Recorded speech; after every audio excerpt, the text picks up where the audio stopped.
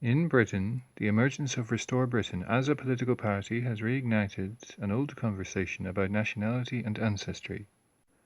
The question then becomes, how many generations do you need to be in the group, to be English, Welsh, etc.? I made a video before where I believe I plumped for 150 years worth of ancestry. Any further back hardly made a difference. But can you belong if you do not have that many generations? It is possible, I believe. I believe a key point is what is true about one's ancestry in fact versus in practice. I will take myself as an example.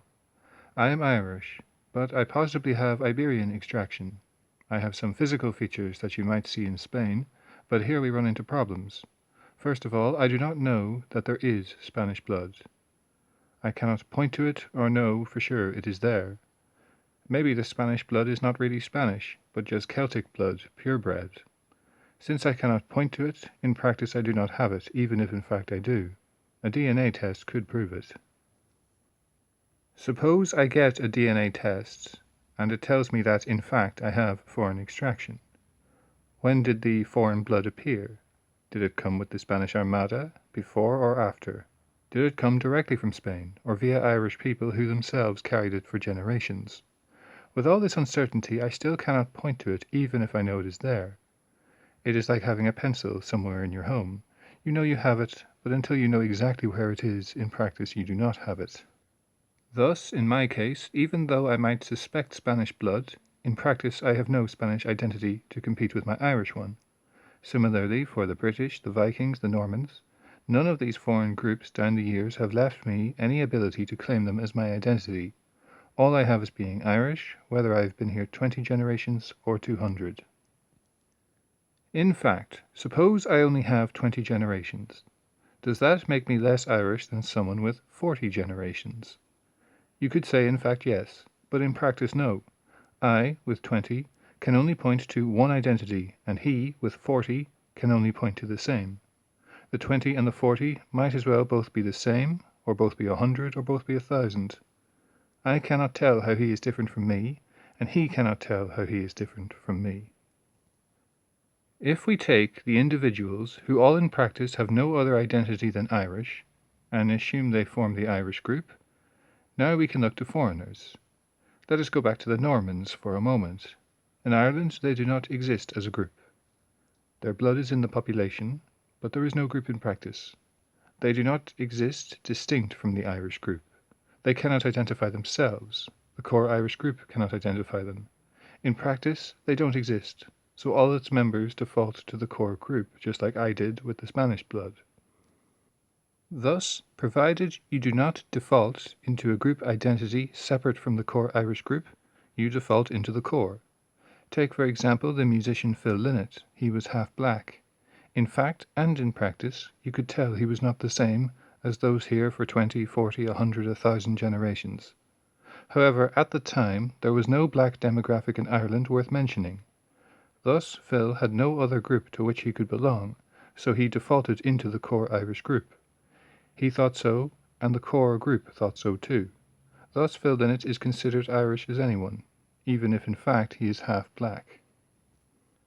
However, suppose there was a black demographic in Ireland in the 60s, 70s and 80s large enough to be recognised as a group by the core and to recognise itself as a group. Then Phil Lynott might have identified with it. It might have identified him with it, and the core Irish group might have identified him with it. In fact, he would have been equally Irish in both cases, but in practice he is just as Irish as the rest of us in one case only. To take another example, the Ulster Unionists.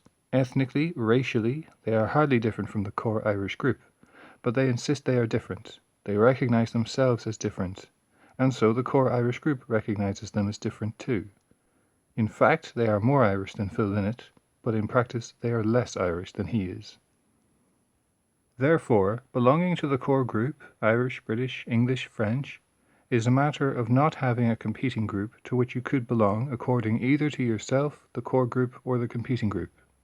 Phil Lynott was half Irish, but suppose it was 1950 and you had a full-blooded Chinese person with no Irish connections. In fact, he is not Irish like the 1,000-generation Irish, but in practice there is no Chinese group to which he can default, so he defaults into the core average group.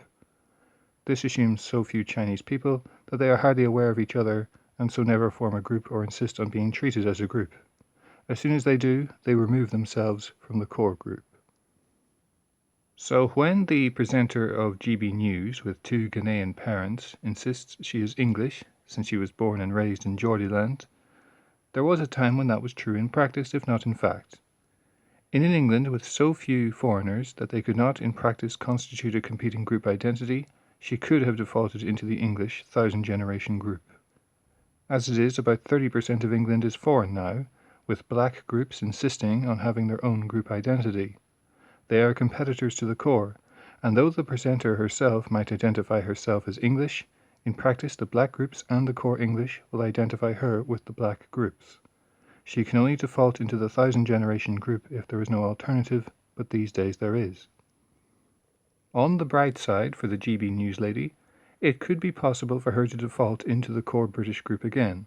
If remigration succeeds in Britain and restores the demographics to whatever it was in 1951, 61, 71, then maybe there will in practice be no competing groups to which the news lady can belong, so she will get to be English in practice once again.